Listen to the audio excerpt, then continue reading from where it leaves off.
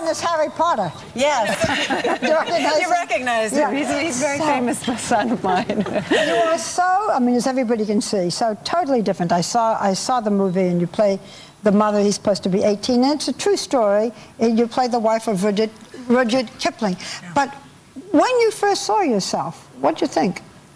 Well, it was quite a struggle, actually, to get the role. I was sent the script, and it was one of those scripts where I thought, I really have to do this. Mm-hmm. And then the director, he only had Samantha in his head. And he rented from Sex and the City, and he rented a movie that I did, and I was doing a David Mamet play in the West End, and he came to see it, and then he called up and he said I was wrong, and then we did the makeup tests, and it was truly it was actually a little eerie, because the more I inhabited the character, the less I saw myself. Really? Well, did you ever have dark hair like that? Oh yes, I'm naturally dark haired. so when you looked at yourself, did you say, this is the real me, or did you say, who is she? You know who I saw? I saw my mother. Yeah. I saw my mother looking back at me, which was, she's always been dark-haired, and I thought, wow, because I don't think that I look like my mother, but you don't there want to go back to the dark hair.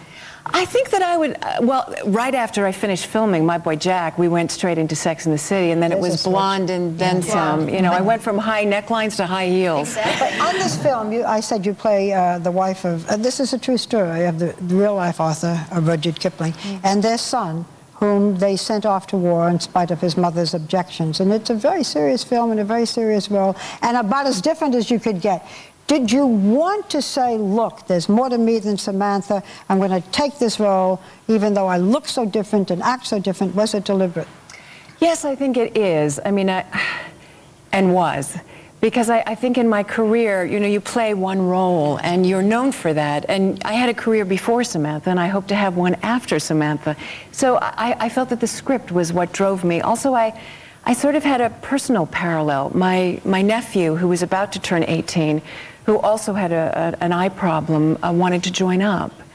And I felt that it was an important message, not just about pro-war or against war. It was really a message about family and how it affects everybody. I remember seeing a program in the 70s that Carol Burnett did called Friendly Fire. Yeah. And she was known for this crazy comedy, and here she was playing this really introspective, personal, proud woman. And when I sort of felt, am I doing enough? Because this was such a subtle way of trying to make this son change his mind about joining up.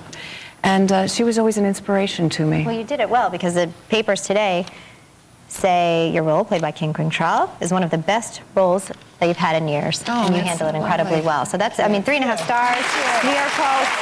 Congratulations. It's great to see you this way. I just wanted to ask you, I know we're talking about the movie, but I just want to know, is Sam going to keep sleeping with Smith? Or is she going to go back to sleeping around? Yeah, right.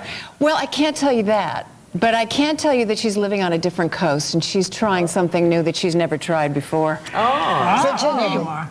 No, that's long gone.